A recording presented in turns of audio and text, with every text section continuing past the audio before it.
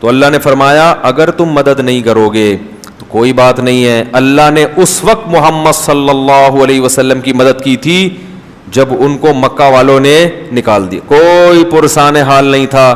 کیسی مدد کی؟ اذ یقول لصاحبہ، جب وہ اپنے ساتھی سے کہہ رہا تھا. اس سے بڑی فضیلت کسی صحابی کی نہیں ہو سکتی.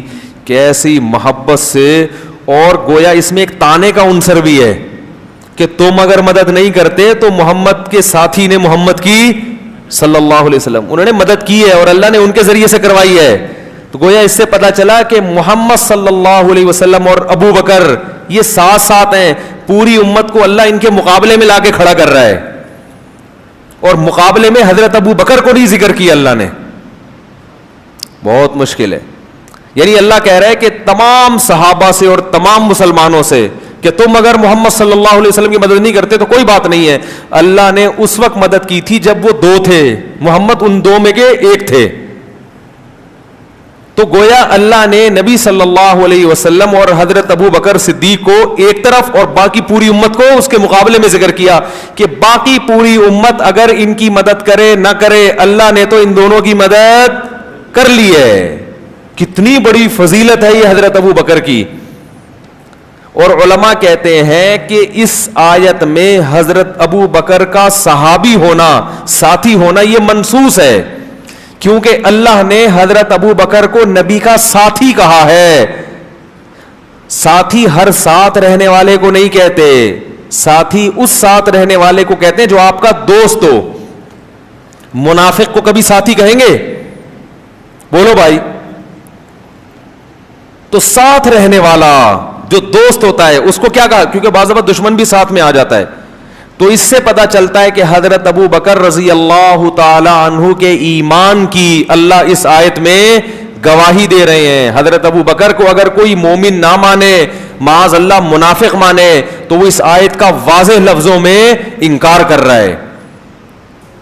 اذ یقول لصاحب، اور اللہ کہہ رہا ہے کہ ساری دنیا اگر محمد کی مدد چھوڑ دے گی صلی اللہ علیہ وسلم تو ابو بکر کے ذریعے اللہ کس کی مدد کرے گا؟ نبی کی مدد کرے گا اللہ، جیسے اللہ نے کی ہے. جو دو میں کے ایک تھے، وہ ایک دوسرا تھا اور ایک کون تھے؟ یہ نبی تھے. اذ یقول لصاحبہ، دونوں پریشان تھے. حضرت ابو بکر زیادہ پریشان تھے نبی کی وجہ سے. نبی ابو بکر کو کیا دے رہے تھے؟ تسلی. عجیب بات ہے، جو جس کی مدد کے لیے آتا ہے تو مدد کرنے والا تسلی دیتا ہے نا. یہاں تسلی کون دے رہا ہے؟ نبی. یہ نبی کی محبت کی علامت ہے. اور ابو بکر کو غم اپنا نہیں ہو رہا تھا. کس کا غم ہو رہا تھا؟ محمد صلی اللہ علیہ وسلم کا. وہ واقعہ تو پتہ ہی ہوگا نا. وہ بھائی جو غار میں ٹھہرے تھے، مشرکین نے آگے گھیر لیا تو اللہ تعالیٰ نے حکم دیا کبوتر کو کہ اس نے فوراً جالا بنا دیا. اور تو وہ کہنے لگے اس کے اندر تو کوئی جا نہیں سکتا، یہ تو بہت پرانا جالا لگا ہوا ہے. تو اس طرح اللہ تعالیٰ نے بچایا. تو اللہ تعالیٰ نے قیامت تک آنے والے انسانوں کو بتایا کہ اللہ نے ابو بکر کے ذریعے محمد صلی اللہ علیہ وسلم کی مدد کروائی ہے. تم اگر نہیں کرو گے تو اللہ نے جب اس وقت کروائی ہے تو اللہ اور دوبارہ ایسے لوگ پیدا کر دے گا. وہ الگ بات ہے کہ پھر امت مدد کرتی رہی ہے اور اللہ کو دوبارہ پیدا کرنے کی ضرورت نہیں پڑی.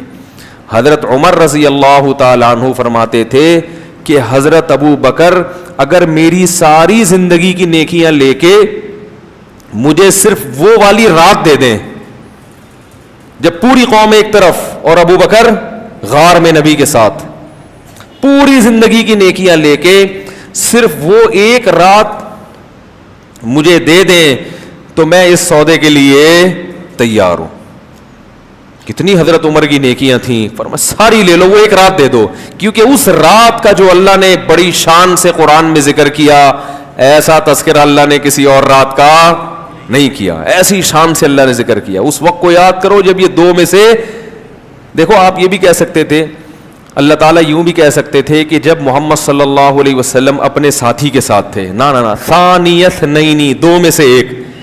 یہ گویا رتبہ بیان کرنے کے لیے کہ دونوں کیا کیا ہیں، بالکل قریب قریب ساتھی ہیں، قریب قریب. تو اللہ ان دونوں میں سے دونوں کو ہر ایک کا دوسرا کہہ رہا ہے. تو یہ بھی بلاغت ہے قرآن مجید کی. تو اسی وجہ سے علماء امت کا اجماع ہے کہ تمام پیغمبروں کے بعد سب سے بڑا مقام کس کا ہے؟ حضرت ابو بکر رضی